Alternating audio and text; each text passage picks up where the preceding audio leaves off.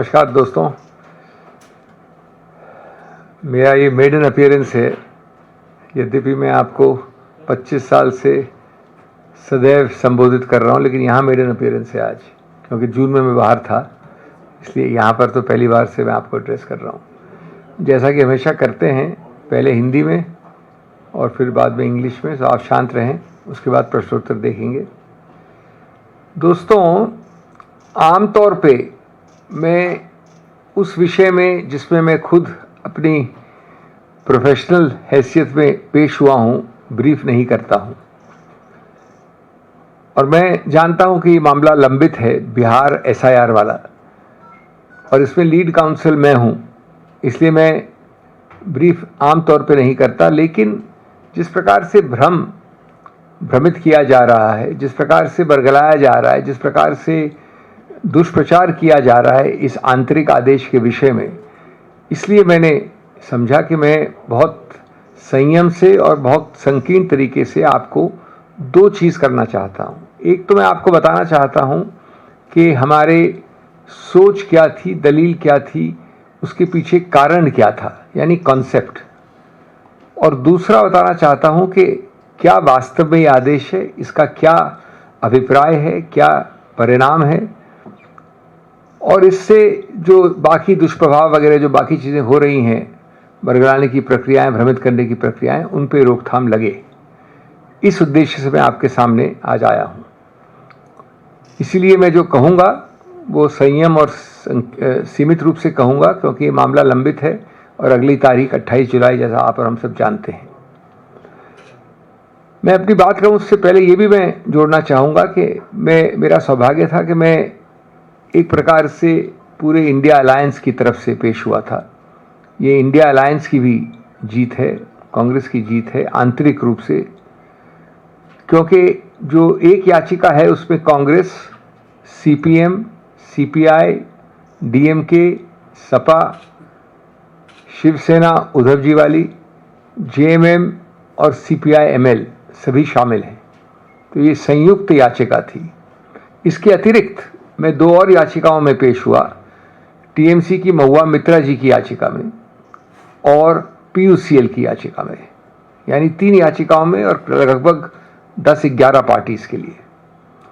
तो अब आज क्या मुद्दे हैं बता, पहले क्या मुद्दे थे मूल रूप से उच्चतम न्यायालय में, केस समझना आवश्यक है आपके श्रोताओं, आपके दर्शकों और आपके जरिए।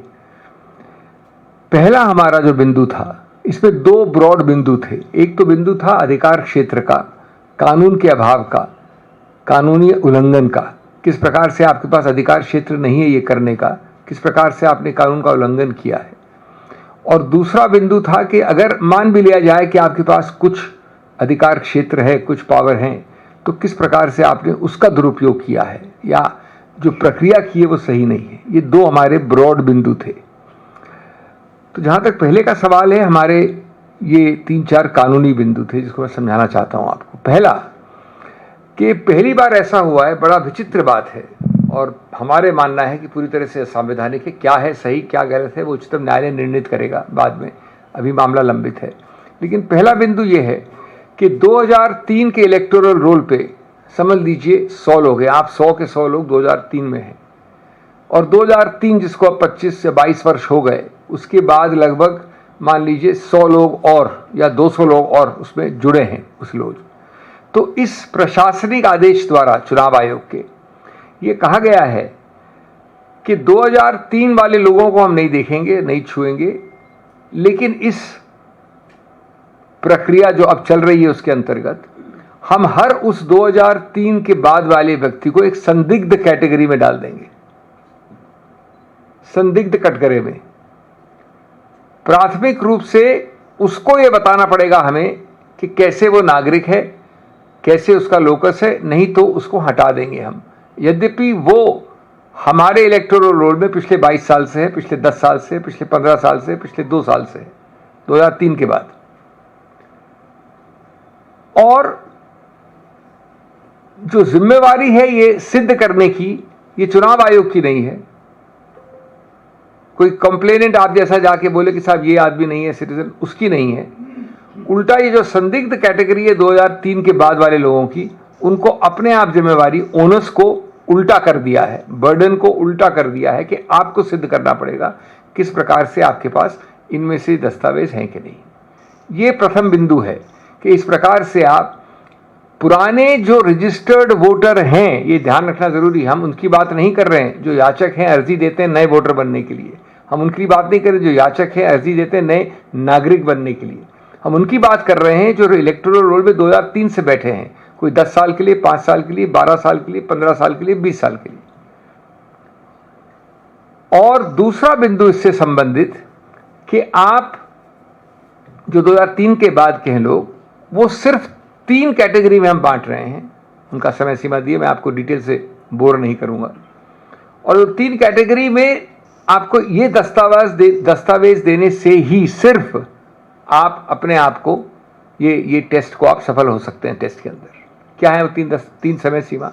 समय सीमा 1 में अगर आप पढ़ते हैं 2003 के बाद वाले लोग, तो उसमें आपको अपने खुद का जन्म दिवस का सर्टिफिकेट देना पड़ेगा, बर्थ सर्टिफिकेट, यानी मेरे को अपना। अगर आप दूसरी समय सीमा में पढ़ते हैं तो मेरे को अपना या मेरे माता या मेरे पिता, दोनों में से एक का। और तीसरे में मुझे अपना, मेरे माता का और मेरे पिता का, तीनों का सर्टिफिकेट देना पड़ेगा। उसके अलावा अगर आप ये सिद्ध नहीं करते हैं तो फिर आप उस 2003 की बाद वाली इलेक्टोरल रोल जो प्रकाशित हो चुकी इतने वर्षों, उसमें नहीं रह सकते। मैंने मजाक में कहा, जजेस को भी मैंने कहा कि साहब ये बहुत संदेह की बात है कि दिल्ली में कौन से ऐसे लोग हैं हमारे जैसे जो अपना खुद का बर्थ सर्टिफिकेट ला सकें। अपने माता या पिता की बात तो दूर है, मैं अपना सर्टिफिकेट आसानी से, कि मुझे पूर्व सूचना नहीं हो कई महीनों की, तो नहीं दे सकता बर्थ सर्टिफिकेट। तो ये था मूल मुद्दा, जो एक संदिग्ध कैटेगरी बनाना, एक जिम्मेवारी उल्टा करना, बर्डन ऑफ बदलना। तीसरा था कि ये सब किया गया एक प्रशासनिक कार्रवाई द्वारा, कानून में कोई बदलाव नहीं है। रिप्रेजेंटेशन ऑफ पीपल्स एक्ट होता है जो मूल ढांचा जो कानून का है इस विषय पे, उसमें कोई बदलाव नहीं है, कोई स्टैट्यूटरी नोटिफिकेशन नहीं है, एक प्रशासनिक आदेश है, एक प्रेस नोट है। और ये अधिकार क्षेत्र, जो तीसरा बिंदु सबसे महत्वपूर्ण है, मुख्य रूप से एक तरफ देखता है, एक कसौटी को देखता है, नागरिकता। तो बड़ा सरल आंसर है, नागरिकता की कसौटी को देखने का अधिकार क्षेत्र चुनाव आयोग में नहीं है। नागरिकता हो या न हो, या जो एक स्थापित वोटर लिस्ट में व्यक्ति है उसकी नागरिकता के कारण हटाया जाए कि नहीं, वो किसी और ट्राइब्यूनल को, कभी फॉरेनर्स ट्राइब्यूनल होगा, कभी एमईए होगा, कभी सरकारी एक प्रक्रिया होगी सिटीजनशिप एक्ट के अंदर, वो एक अलग एक्ट है। लेकिन रिप्रेजेंटेशन ऑफ पीपल्स एक्ट में पिछले 75 साल में कभी ये नहीं कहा गया कि हम आपके दस्तावेज देखेंगे एक मूल उद्देश्य के साथ कि नागरिकता आपकी कहाँ है। तो नागरिकता का अधिकार क्षेत्र भी आपके आसपास नहीं आता चुनाव आयोग को। ये तीसरा अहम मुद्दा हमने उठाया है। मैं किसी मुद्दे के मेरिट्स की बात नहीं कर रहा हूँ, मैं ये बता रहा हूँ कि हमने क्या मुद्दे उठाए, उनमें निर्णय क्या होगा वो उच्चतम न्यायालय का अधिकार क्षेत्र, मेरा नहीं, आपका नहीं। चौथा, हमने कहा कि एक बहुत पुराना निर्णय है उच्चतम न्यायालय का ही, उसका नाम है लाल बाबू हुसैन, जिसने कहा है कि नागरिकता के विषय में, और जो ये कैटेगराइजेशन है 2 तरह का, एक तो वोटर जो लिस्ट में आना चाहता है पहली बार, और दूसरा वोटर जो लिस्ट में बैठा है ऑलरेडी कई वर्षों से। ये 2 अलग कैटेगरी हैं। जहाँ तक दूसरे कैटेगरी, उच्चतम न्यायालय कह रहा है, मैं नहीं कह रहा हूँ, जहाँ तक दूसरे कैटेगरी का सवाल है, आप उसको हटा नहीं सकते जब तक कि एक पूरी न्यायिक प्रक्रिया न हो। न्यायिक प्रक्रिया मतलब होता है कि ये महिला मेरे विरुद्ध एक ऑब्जेक्शन करेंगी, मैं उस ऑब्जेक्शन का जवाब दूंगा, एक निष्पक्ष तीसरा जज उसका निर्णय करेगा, और उस निर्णय के बाद मैं हटूंगा। आज चुनाव आयोग प्रशासनिक एक सूचना द्वारा ये कर रहा है, वो भी कुछ दिनों में, कुछ हफ्तों में, बहुत अल्प समय में। 5वां बिंदु था हमारा कि ये जो संदिग्ध कैटेगरी मैंने बोली, ये लगभग 4.9 यानी 5 करोड़ की कैटेगरी है। 5 करोड़। भारत का सबसे ज्यादा वोटर वाला प्रदेश है उत्तर प्रदेश, उसके बाद नंबर 2 पे आता है बिहार। टोटल लगभग 8 करोड़ मतदाता हैं, उसमें से 5 करोड़ इस संदिग्ध कैटेगरी में आ गए। फिगर बदलता रहता है, 4.9, 4.4 से फर्क नहीं पड़ता। तो अगर इसमें से आप 2 करोड़ को भी निष्कासित कर देते हैं, डिसएनफ्रेंचाइज कर देते हैं, वोट बंदी कर देते हैं, तो चुनाव कैसा? चुनाव का सबसे अहम एक पुराना सिद्धांत है हमारे कानून का कि एलपीएफ, लेवल प्लेइंग फील्ड, सबसे महत्वपूर्ण चीज़ है। लेवल प्लेइंग फील्ड आधार है चुनाव का, वोटर का, और चुनाव और वोटर और लेवल प्लेइंग फील्ड आधार है गणतंत्र, लोकतंत्र का। और लोकतंत्र, गणतंत्र आधार है बेसिक स्ट्रक्चर का, मूल ढांचे का। इसका मतलब है कि अगर मैं संविधान संशोधन द्वारा भी कहूं कि लोकतंत्र में ये नॉन लेवल प्लेइंग फील्ड हो सकती है या 1 पर्सन 1 वोट नहीं आवश्यक है, तो वो मूल ढांचे का संविधान संशोधन अपने आप में असंवैधानिक होगा, क्योंकि वो मूल ढांचे का उल्लंघन करता है। तो ये बहुत ही एक खतरनाक और बहुत ही एक विशेष, स्पेशल, अजीबोगरीब प्रसंग था। छठा हमने जो बिंदु किया बड़ा रोचक है और बड़ा दयनीय है। क्या है वो? आप और हम पिछले 15 वर्ष से अगर छींकते हैं तो भी हमको आधार दिखाना पड़ता है। आधार हमारा आधार है। रेलवे स्टेशन से दुकान, अस्पताल से यूनिवर्सिटी, यूनिवर्सिटी से हवाई जहाज, कहीं जाइए, पहली चीज़ है आधार कार्ड। और मैं उसकी बिल्कुल निंदा नहीं कर रहा हूं, मैं उसके बारे में बात नहीं कर रहा हूं। ये स्थापित एक प्रक्रिया है।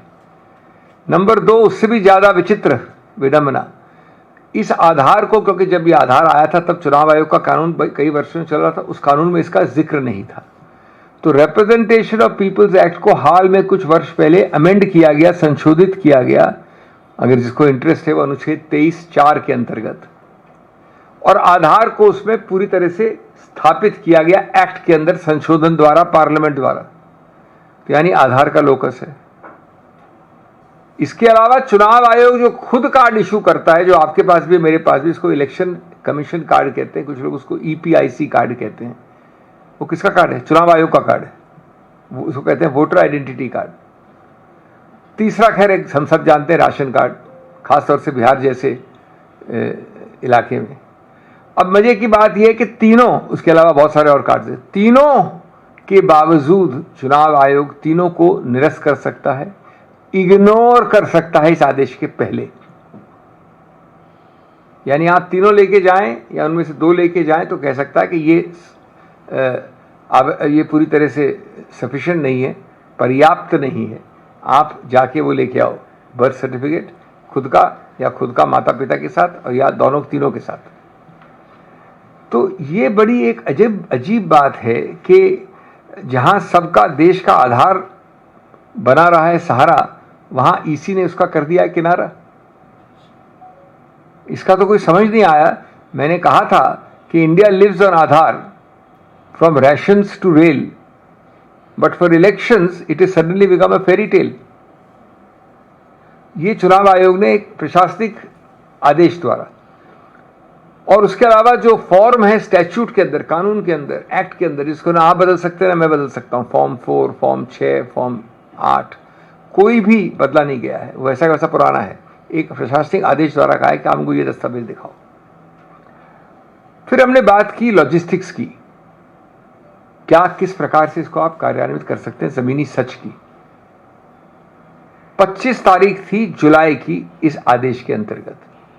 ये तो हमारी याचिका दर्ज करने के बाद इसकी तारीख 4 अगस्त बनाई गई, और 4 अगस्त में भी कुछ फाइल नहीं करना है, सिर्फ फॉर्म फाइल करना है, उसके साथ कोई दस्तावेज नहीं देने। ये संशोधन किया है। तो एक्चुअली इस प्रक्रिया इतनी बड़ी 4.5 करोड़ के लोगों की संख्या को लगभग 2-2.5 महीने में असिस्ट करना ऐसे कार्ड लेने के लिए एक असंभव प्रक्रिया है, एकदम असंभव है। इसके लिए कोई रॉकेट साइंस नहीं चाहिए, और कितने भी सैकड़ों लोगों आप लगाएंगे, उसमें अगर एरर मार्जिन कितना भी हुआ, 2 करोड़ का भी हुआ, तो आप बहुत बड़ा हनन कर रहे हैं लोकतंत्र और गणतंत्र का। हमने एक और बात कही जो बहुत विचित्रता है इसके बारे में। वैसे SIR यानी स्पेशल इंटेंसिव रिवीजन कहीं लिखा नहीं है, सिर्फ IR लिखा है एक्ट में, और बाकी होता है एक समरी IR। तो या तो होता है IR या समरी IR। इसके 2 बड़े विचित्र बात है। पहली बात कि 2003 में आपने किया था, 2003 के बाद 10 चुनाव हो गए बिहार में, 5 लोकसभा, 5 असेंबली, 10 चुनाव में आपको कोई आपत्ति नहीं थी बिना SIR के। आपको करना भी इस बार है तो दिसंबर में करिए, चुनाव के बाद। आपने चुनाव से लिंक क्यों किया इसको? 2 महीने जब बचे हैं चुनाव में, 3 महीने बचे, तब क्यों लिंक किया? अगर 10 चुनाव हो गए बिहार में तो आप 2 महीने बाद इसको विस्तृत रूप से करते चुनाव के बाद। किस प्रकार से आप लिंक कर सकते हैं? दूसरा, जो 2003 में आपने किया तो चुनाव असेंबली के 2 वर्ष दूर थे, 2005 में हुए थे, आपने 2003 में प्रक्रिया की। 2003 में आपने प्रक्रिया की तो 2000 लोकसभा के चुनाव 2004 में 12 महीने दूर थे। इस बार आपने जून के अंत में घोषणा की और अंत करने का इरादा था अगस्त में, अब आपने बढ़ा के 1-2 महीने बढ़ा दिया है। तो ये किस प्रकार का मजाक है? और अगर 10 चुनाव हो सकते हैं इस आधार पे तो एक और चुनाव होने दीजिए, उसके बाद करते अच्छी रूप से। आखिर ये पूरा खेल है विश्वसनीयता का ना। आज आपकी विश्वसनीयता कहां पर है? महाराष्ट्र के बाद और चीज़ों के बाद और डिस्क्लोज नहीं करने के बाद और आरोप प्रत्यारोप के बाद, तो विश्वसनीयता अगर आप बढ़ाएंगे तो इसमें अच्छा आप ही का होगा। और इसके अलावा हमने कहा कि ये पूरी प्रक्रिया इस रफ्तार से चल रही है, जबकि पूरा देश और चुनाव आयोग सब देश से पहले जानता है कि बाढ़ और माइग्रेशन अपना श्रमदान देने के लिए सबसे पीक में होता है जुलाई अगस्त में। आप जानते हैं जुलाई अगस्त में पंजाब और हरियाणा या और भी जगह देख लीजिए तो रोपने का टाइम है। बिहार के सबसे ज़्यादा लोग उस वक्त रोपने के लिए जाते हैं। जिन इलाकों में, उत्तर बिहार में या और इलाकों में बाढ़ आती है, वहाँ पर आप अपने उसी स्थान पर जाएं जहाँ आपका घर खड़ा था, आप घर को पहचान नहीं सकते। तो ये बेचारे व्यक्ति, और सबसे ज़्यादा दुष्प्रभाव इसका पड़ता है श्रमजीवियों पे, मजदूरों पे, अल्पसंख्यकों पे, पिछड़े नहीं, पिछड़ों में सबसे ज़्यादा पिछड़ों पे, गरीब पे। वो बेचारा अपने परिवार को बचाएगा, अपने आप को बचाएगा, अपनी आजीविका करेगा या भागता फिरेगा पागलों जैसे इन दस्तावेजों के लिए?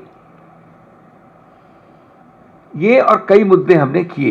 तो अब मैं अपने अंत में आता हूँ, क्यों इस प्रेस कॉन्फ्रेंस को लिया मैंने। इसके बावजूद जो भ्रम फैलाया गया, इसको सुनकर यह आदेश उच्चतम न्यायालय ने अभी जब मैं पेश हुआ कि पास किया है। अब यह आदेश काले सफ़ेद में है, अंग्रेजी में है, ना आप बदल सकते हैं ना मैं बदल सकता हूँ। तो इसमें इस प्रकार की भ्रम कैसे फैलाया जा सकता है? इसके बिंदु मैं आपको संक्षिप्त में बता दूं और इसका क्या महत्व है, क्या उपलब्धियां हैं इंडिया अलायंस की, वो बता दूं, फिर मैं अपनी बात को विराम देता हूं। पहला जो वाक्य है, पहला लाइन है इस आदेश की, उसमें लिखा है it's a significant issue, it's a very important issue, an important question has been raised. दूसरा कि अब आप ही निर्णय करिए कि जो भ्रम फैलाया जा रहा है, जो ऑर्डर में लिखा है वो सही है। दूसरा कि हम समझते हैं कि सभी ग्राउंड्स आपके, सभी याचिकाएं, सभी आपके बिंदु खुले हैं। हम 28 को लगा रहे हैं, जब तक कुछ नहीं हुआ होगा। 28 तक चुनाव आयोग भी कुछ नहीं कर सकता क्योंकि प्रक्रिया जारी है। 28 अब से 2 हफ्ते से कम है समय, या 2 हफ्ते है, 2 हफ्ते है। तीसरा, सभी हमारे दलीलें उसके बाद और उस दिन खुली हैं, किसी को बंद नहीं किया, निरस्त नहीं किया। चौथा, जो चुनाव आयोग का बड़ा स्पष्ट स्टैंड था कि आधार अपने आप में या किसी के साथ पर्याप्त नहीं है, उनका कि नहीं, ये 3 दस्तावेज आप कंसिडर करेंगे, वर्ड लिखा है कंसिडर। ये एक बहुत महत्वपूर्ण उपलब्धि है। कल अगर आप जाती हैं इन 3 दस्तावेजों के साथ, और मैं चुनाव आयोग में कहता हूं कि 3 दस्तावेज हैं, बहुत अच्छी बात है, आप घर जाइए, हमको वो चौथा वाला चाहिए, तो वो संभव नहीं है। ये नहीं है कि ये बाध्य है दस्तावेज आधार। अगर ये दिखा सके आप कि भाई आधार, कोई दिखा देगी ये आधार फर्जी है, फोर्ज्ड है, इस आदमी का हो ही नहीं सकता, इसका जन्म यहाँ दिखा रहे हैं 10 तारीख को, जन्म उसका कभी हुआ ही नहीं था, तब तो ठीक है, आधार नहीं चलेगा। लेकिन अगर वैसी चीज़ नहीं है तो आप ये नहीं कह सकते कि पर से आधार बाहर है, अपने आप में आधार बाहर है। और यही चीज़ लागू होगी आपके वोटर आइडेंटिटी कार्ड पे, यही चीज़ लागू होगी आपके राशन कार्ड पे। ये एक बहुत महत्वपूर्ण आगे अग्रणी पंक्ति की बात है। और इसके बाद सब दलीलों को सुना जाएगा और फिर रिकॉर्ड किया मेरा खुद का सबमिशन कि अगर अब से 28 तारीख तक की बात है ये, और 28 तारीख तक उनको सब सूचियों को देखना है, तो हम इस वक्त अपना आंतरिक जो हमारे बहुत और सारे आदेश हैं उनको प्रेस नहीं करते। ये मैंने रिकॉर्ड करवाया है। हमारे सब आंतरिक खुले, हम तो ये भी कहने वाले हैं कि इसको निरस्त करना चाहिए, इसको अधिकार क्षेत्र नहीं, कानून रूप से गलत है, लेकिन उसका सब समय आएगा 28 और अगस्त के बीच में, 28 जुलाई और अगस्त के बीच में। तो इसलिए मैं कहना चाहता हूँ कि ये एक बहुत महत्वपूर्ण आंतरिक आदेश है। आंतरिक आदेश में मेन मामला लंबित है, सब जुडिस है, इस पर गलत अटकलें लगाना सही नहीं है, और मेरा उद्देश्य सिर्फ ये है कि इसको सही संदर्भ में आपके समक्ष रखना। If you want I can take an English one, या is it necessary very briefly ले लें एक बार? ब्रीफली इंग्लिश कर लेते हैं, रेपिटेटिव हो। Normally friends, I do not take a briefing on a sub judice pending matter, but it is necessary to do so this time very briefly and within limits, because an extraordinary amount of misinformation, distortion and disinformation is being spread about a very simple interim order passed by the Supreme Court in its last hearing on the SIR Bihar issue on 10th of July 2025. I will therefore deal with the attempt to distort it and tell you first and foremost what was our rationale, what was our principal conceptual argument, only to put the argument, not its merits. It may be rejected against me, it may be allowed in my favor, that is for the court to decide. I am only giving you a summary, synoptic, thumbnail sketch about the various points we are raising. Second, we are telling you about the distortions and the misinformation, as I said. And thirdly, and more importantly, we are also making it clear that the submissions and the arguments were on two levels. Per se, lack of jurisdiction and law and authority. And secondly, the operational reality, the logistics, how you can do it. The misuse of power, assuming you have power, although we say you have no power at all in law. Before I tell you also the synoptic summary, let me add that I had the privilege of representing 10 parties in 3 petitions.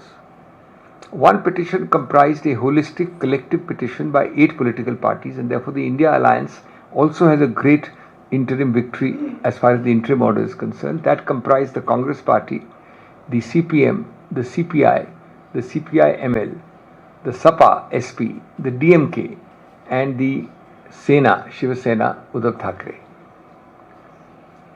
I also had the privilege of representing Ms. Mahua Mitra from the TMC in a separate petition, and also PUCL in a third petition.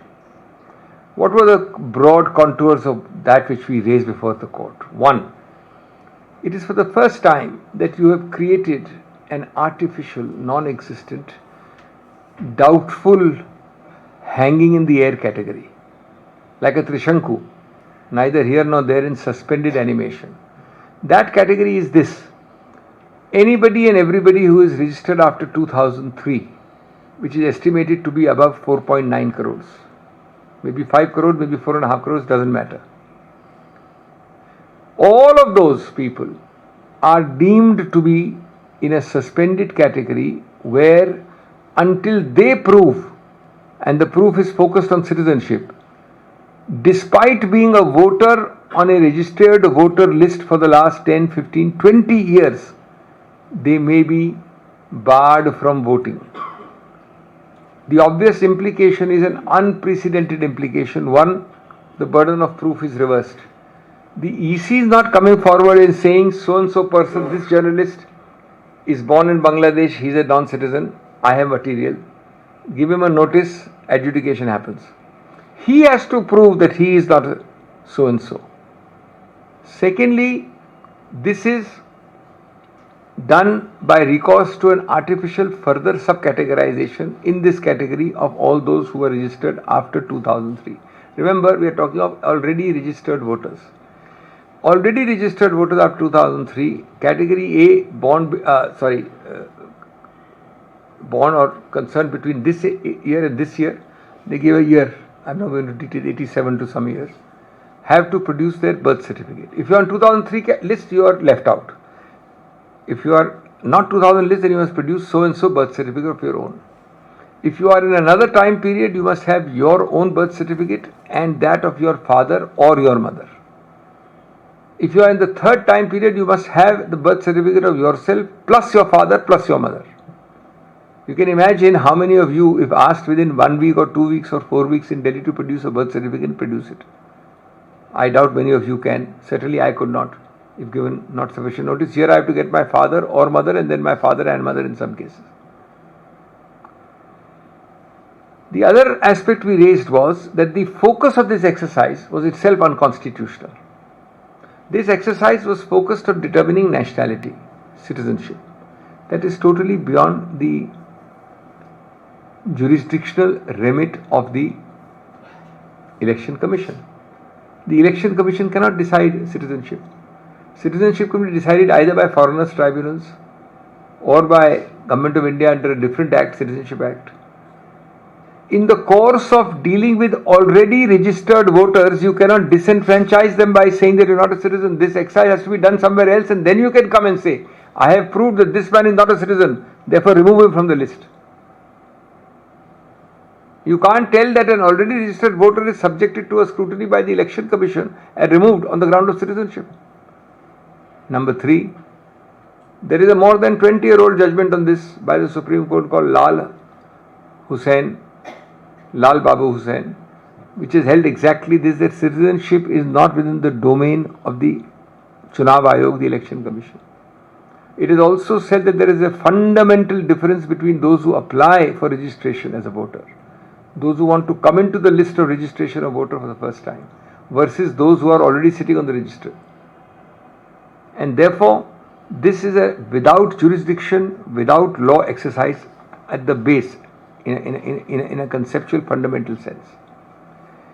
We then also pointed out the fourth aspect, that this involved roughly 4.9 crore voters who in the original design had to be decided this way or that way in 1 month, expiring on 25th of July. Now they are saying that all of them can apply, but we will decide them within 2 months later. So the same principle cannot be possibly by any logistical exercise, by any amount of an army doing it, do it in 2 months or 3 months. How you will get citizenship proof in this time is impossible to conceive. Next is a very, very important point on which the court gave us a very, very preliminary interim order. The document itself lists, the Election Commission document order lists several documents, but makes it clear that none of them will decide the matter unless you produce your citizenship proof. It is written there, optional. The amazing part is that for the last 15 odd years or 12 odd years, we are living, breathing, acting, sleeping, waking with Aadhaar. If you go and sneeze, you must produce an Aadhaar. You go to the railway station, to a cinema hall, to a university, everywhere it is Aadhaar. Understanding this, some years ago, the Act of Parliament was amended and Section 23 bracket 4 was added in the Representation of People's Act, the Bible and the Gita and the Quran of the Election Commission, to say that Aadhaar is a valid card. And now this Dastavez undoes or violates a statute. It says it's optional. It says it may be there, may not be there. I will look at the other citizenship thing. So also astonishingly for the EC's own card. Election Commission, all of us have it, a EC voter card. This is known as the EPIC. That is to be ignored or not weighty enough to be taken into consideration. Ration card.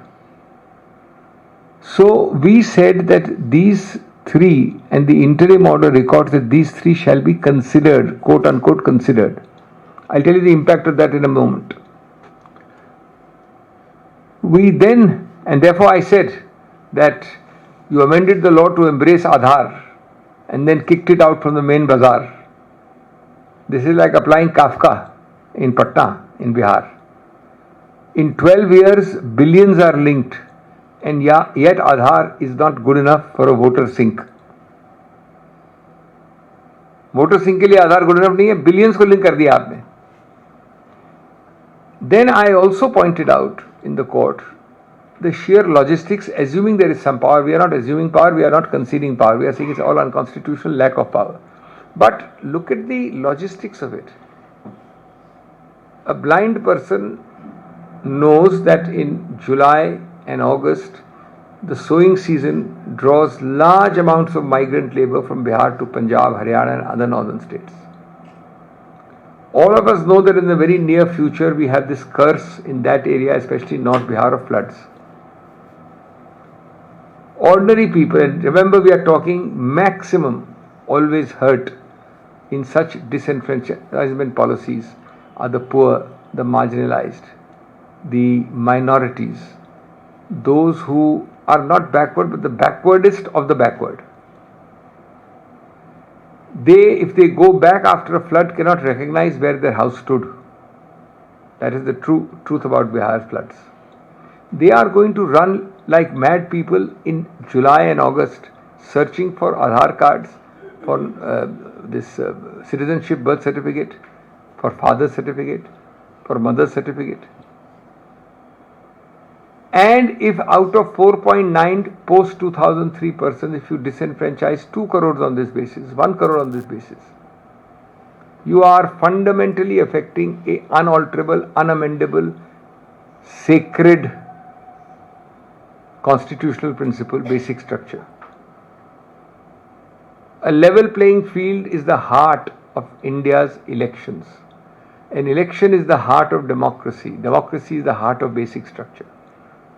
If a constitutional amendment violates LPF, level playing field, or elections, or one person, one vote, or democracy, then a constitutional amendment will be held to be unconstitutional on the ground that it violates the basic structure. Another point, there are many points I'll not trouble you with, I'll end by saying another point we raised was very interesting, that you had 10 elections since 2003 in Bihar. 10. 5 Assembly, 5 Lok Sabha. In 2003, when you had the revision, there were 2 years left for Assembly, which happened in 2005. 1 year, 12 months left for Lok Sabha, which happened in 2004. Here you are having 1 month and now 2.5, 3 months. And if 10 elections could be held, why could you not have this particular revision after these elections? Why link desperately in a squeezed in period of 2 months this election and this revision? We also said that a very detailed revision, which is called summary revision, happened for 3 months last year. Last year in Bihar, 2024. That led to a notification by law of the electoral roll in January 2025, which is the valid electoral roll under the law of Parliament. There is no change to it. That valid electoral roll of 2025 in January for Bihar was commented upon by the EC in press notes of April, May and June. Not a mention that was so defective, that was so horrible that we have to do a new one now, within 6 months. And yet in the end of June last week, suddenly they sprung this particular new scheme on an unsuspecting public. So friends, lastly, what is this order? Which is the only reason I am here in a press conference, to clarify and prevent all the misinformation, all the disinformation, all the mithya prachar going on. First and foremost, the court gives the shortest possible date, roughly 2 weeks away. Number 2, nothing can be done by EC or anybody else till those 2 weeks because the exercise is ongoing. That is why the court gives that date. Number 3, it specifically directs consideration. The word is to consider 3 documents which I have listed before you: Aadhaar, EPIC and ration. Fourthly, the EC therefore cannot per se reject these proofs. It cannot insist on a unilateral, unifocal proof only of the kind which the document of the press note says. Fifth, in the light of this, I was the lead counsel, that we need not press our interim stay, which is much more wider. We are saying stay the whole thing. We are saying don't have it's unconstitutional. But nothing is happening till 28th except a formal enrollment. Therefore, the matter will be argued then. So we do not need to press in this time, which is why I was not pressed. And all this, therefore, is going to be decided either on 28th or on short dates after that. Leaving all those points open, without limiting us in any manner, there is a clear directive to the EC on these three pieces and places of information. The coverage of Aadhaar is much wider. Even passports are 2% of Bihar. Aadhaar is much more. Between Aadhaar, EPIC and Ration, it is probably 90% coverage. Therefore, there is a huge public interest advance by this interim order. Let us not misrepresent it, let us not distort it, let us not create a controversy where there is no scope for controversy. Of course, we can win, we can lose. That is to be done 28, but there is an interim order which has this scope and relevance. Thank you so much. हाँ जी sir, आपने अपने press conference में ही कहा कि इस आदेश का अभिप्राय क्या है, इसे समझना होगा।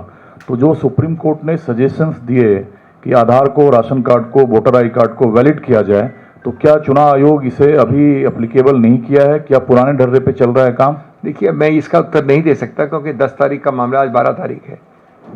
उच्चतम न्यायालय के कोई भी आदेश होते हैं वो ऑप्शनल नहीं होते। आप निर्णित नहीं कर सकते कि आप उच्चतम न्यायालय के स्पिरिट को और उसके लेटर को, दोनों को कार्यान्वित करें कि न करें। न मैं कर सकता हूँ ना आप कर सकते हैं। आप बाध्य हैं, मैं भी बाध्य हूँ, चुनाव आयोग भी बाध्य है। तो मेरा पहला उत्तर होगा कि ये आप जाके चुनाव आयोग से पूछिए। दूसरा उत्तर है कि इसके अलावा कोई और विकल्प नहीं है, करना ही है। तीसरा उत्तर है कि अभी 2 दिन हुए, देखिए आगे आगे होता है क्या। लेकिन सर, आपने कहा कि एसआईआर को निरस्त करने की मांग अभी नहीं हुई है आप लोगों की तरफ से, लेकिन 28 तारीख को अभी निरस्त करने की स्टेज नहीं आई है ना। अभी तो सुनवाई की पहली प्राथमिक तारीख थी, उसके बाद जवाब का हक होता है उनका, हमारा जवाब का हक होता है। दोनों डॉक्यूमेंट्स आते हैं, उस पर जिरह होती है, बहस होती है। केस खत्म थोड़ी हुआ है अभी। न कोई हमारी एक भी दलील निरस्त करने वाली कोई भी अभी रिजेक्ट हुई हो, कोई भी नहीं। तो सुनेंगे 28 को, 28 के बाद भी सुनेंगे। आज जो आप फॉर्म भरवा रहे हैं उसमें आप आधार और ये EPIC और रेशन कार्ड को इग्नोर नहीं कर सकते। सर, इन्हीं के सवाल को बढ़ाते हुए कि SIR को निरस्त करने की मांग आप आने वाले दिनों में कर सकते हैं, बिहार में पूरी तरह से इसको निरस्त किया जाए?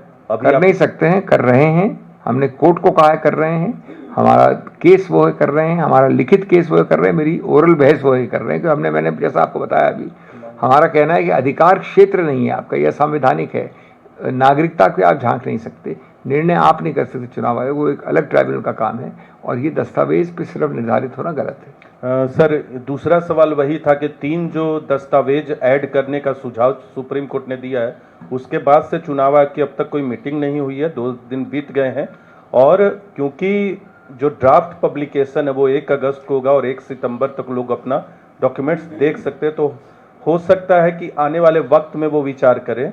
21 से पहले 21 तक उनको जवाब देना है। तो मेरा आपसे जानना है बतौर कांग्रेस के प्रवक्ता, और आप इस मामले को देख भी रहे हैं कि 2 दिन हो गए हैं, अगर वो डॉक्यूमेंट्स होते तो बहुत लोगों को सहूलियत होती। अगर देखिए, ये इसके प्रश्न व्यर्थ है, क्योंकि ये मैं इसका जवाब कैसे दे सकता हूँ? आप जो प्रश्न पूछ रहे हैं वो चुनाव आयोग के विषय में पूछ रहे हैं, मैंने इसका जवाब दे दिया पहले ही। ये इसका कोई ऑप्शन नहीं होता है। उच्चतम न्यायालय का उल्लंघन करी तो करिए, आपके ऊपर है, खत्म हुई बात। तो आदेश है। आइए, anybody else? This side, on your left. एक मिनट सर, आपने you said that you've not made the demand for मतलब इसको निरस्त करने की SIR को, अभी तक आपने डिमांड नहीं, but that's the petition, petition is all about that. Mistaken notion. पूरी याचिका उसको निरस्त करने के लिए, लेकिन याचिका के 3, 4, 5 स्टेजेस होते हैं। पहली तारीख को ऐसी याचिका निरस्त तो नहीं हो सकती ना, न याचिका निरस्त हो सकती है, न जो जिसके चुनौती दी याचिका में उसको निरस्त कर सकते हैं पहली तारीख को। आपने स्वाभाविक न्याय का नाम सुना है, नेचुरल जस्टिस का? अगर इतनी जल्दी प्रेस बरत हो जाता कि आप कोर्ट गए, प्रेस बरत किया, निरस्त हो गई। हम ये बता रहे हैं आपको कि जो प्रक्रिया अभी हर मुद्दे को खुला रखती है, मेरे 10 बिंदु हैं, आप पर उड़ के पढ़िए पिटीशन को, 10 बिंदु हैं। उनमें से बिना एक बिंदु को भी मेरे विरुद्ध निर्णित किए हुए, बिना एक बिंदु को निरस्त किए हुए, एक एडिशनल 3 दस्तावेज के विषय में इंतरिक आदेश आया है। और 25 की तारीख से पहले तो मैं समझता हूँ, कल तो कोर्ट खुल रहा है, परसों तो उसके पहले क्या तारीख मिल सकती है?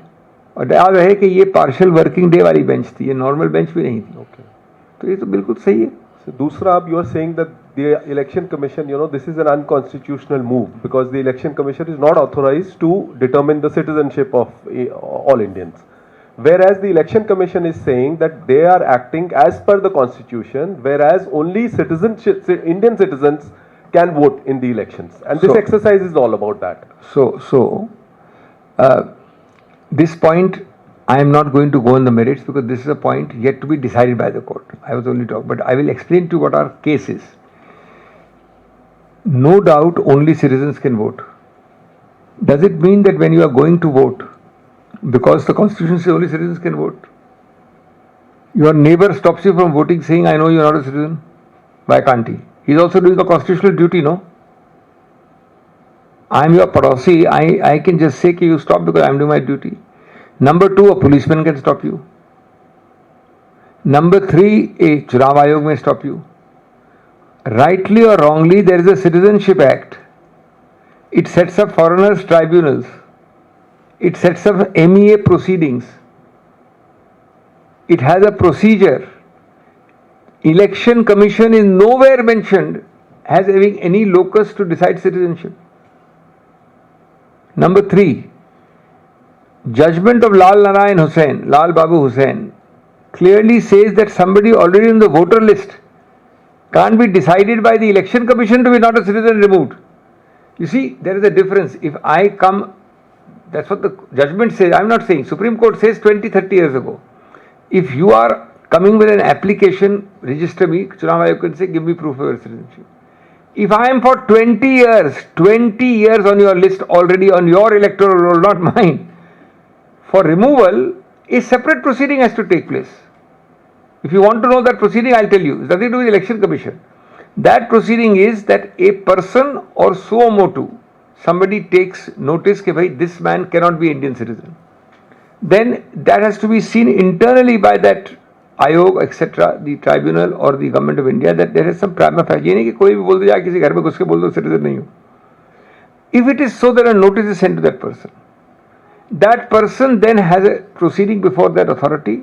Then he can go to court, and then an order is passed disqualifying you from citizenship. Is not an easy thing. Here, the main exercise is revision of roles by a side wind. बहती गंगा में हाथ धो लो जाके आप. गंगा तो वहां बह रही है, इसमें हाथ क्या धो रहे हो आप? सिटीजनशिप के हाथ धो रहे हो, नागरिकता के. सर, पहले बीजेपी ये कहती थी कि कांग्रेस विरोध करती है कि वो वोटर लिस्ट से आधार कार्ड को ना जोड़े, और अब मांग कर रही है.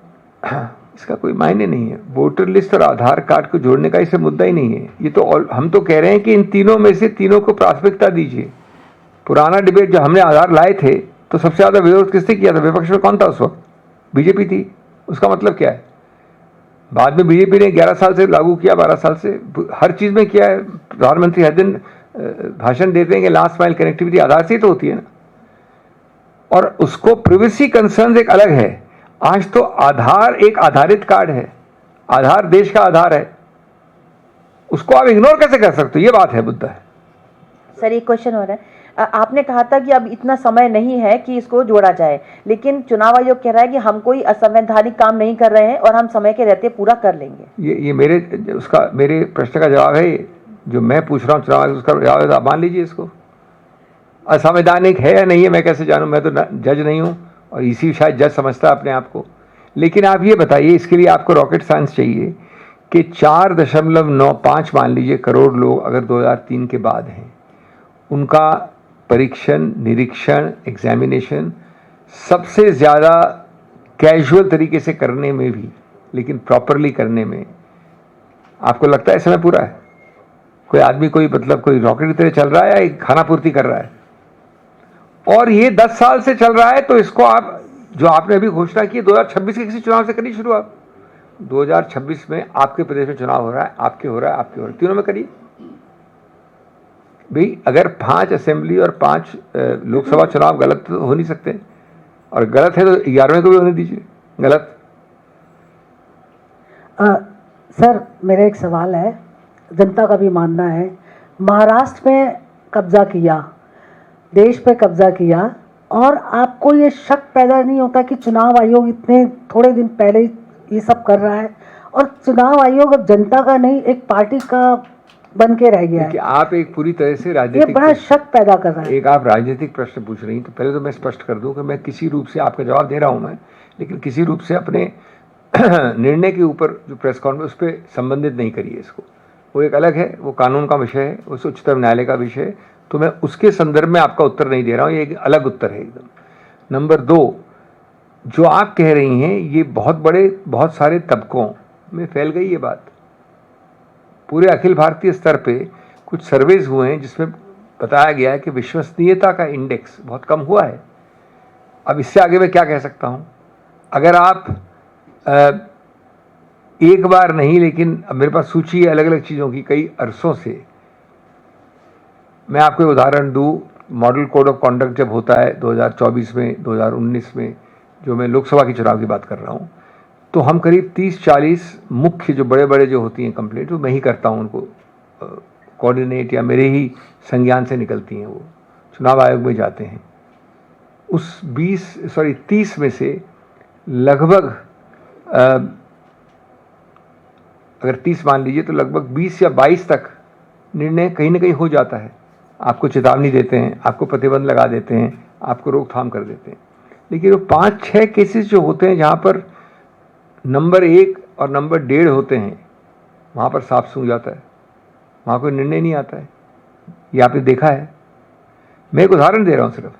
तो इससे विश्वसनीयता बढ़ेगी या कम होगी?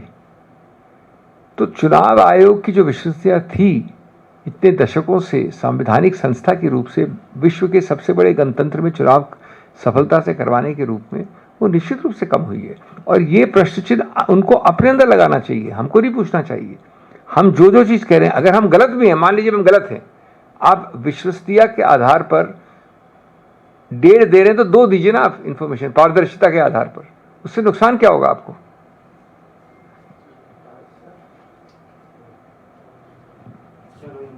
हेलो सर, आपने कहा कि इलेक्शन कमीशन जो है वो अपनी ड्यूटी को इन्फ्रिंज कर रहा है और वो सिटीज़न एक्ट को भी इन्फ्रिंज कर रहा है, और वो एक्स्ट्रा क्यूरिकुलर या एक्स्ट्रा लीगल जो टेरिटरी है उस टेरिटरी पे जा रहा है।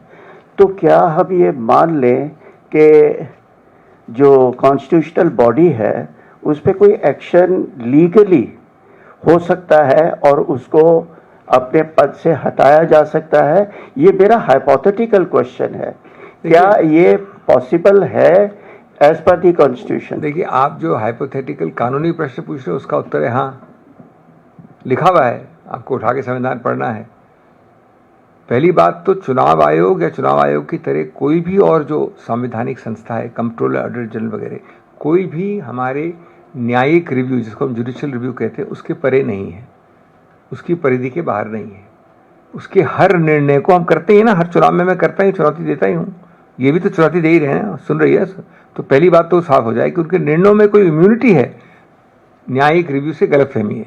नंबर 2, आप व्यक्ति विशेष को हटाने की बात कर रहे हैं, उसका भी एक प्रसारित है। मैंने उसकी बात नहीं की, ना मैं कह रहा हूँ, मैं मांग कर रहा हूँ, मैं ऐसा कुछ नहीं कह रहा हूँ यहाँ, लेकिन उसका निर्धारित स्थापित एक प्रक्रिया है।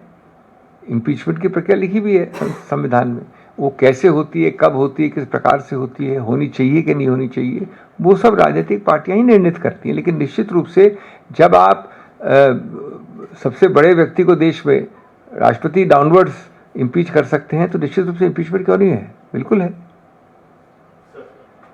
सर, अब सवाल एक दूसरा है, लेकिन कोर्ट और कांग्रेस का मामला है। नेशनल हेराल्ड मामले में ईडी ने कहा है कि सब खत्म, इसके बाद उसकी बात नहीं करेंगे, अब दूसरे विषय पे हैं। हाँ बोलिए, अब आपका विषय। हाँ बताइए। यंग इंडियन संस्था जो मनी लॉन्ड्रिंग में संलिप्त थी, एक भी रुपया लगाए बिना 2000 रुपये करोड़ 2000 संपत्ति को, तो ये तो आप जो आखिरी दलील है आखिरी ईडी की, उसको दोहरा रहे हैं।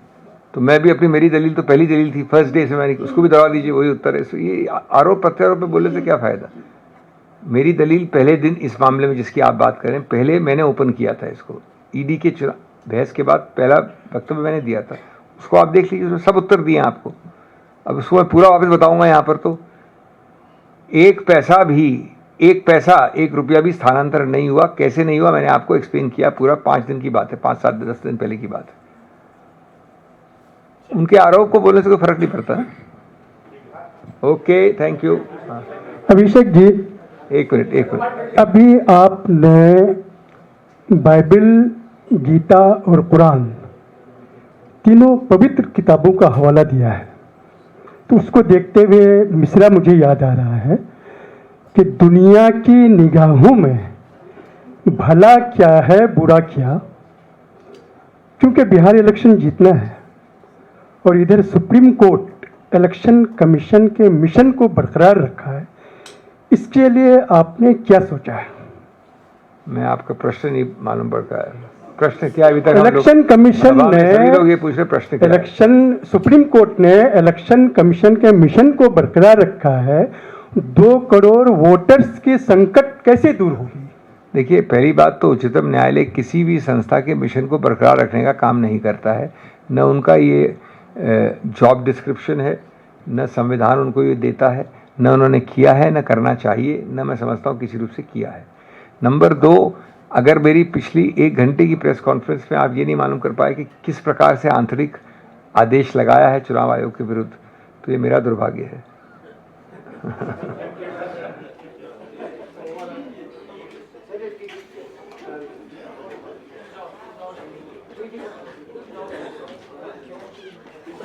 सब जाएंगे।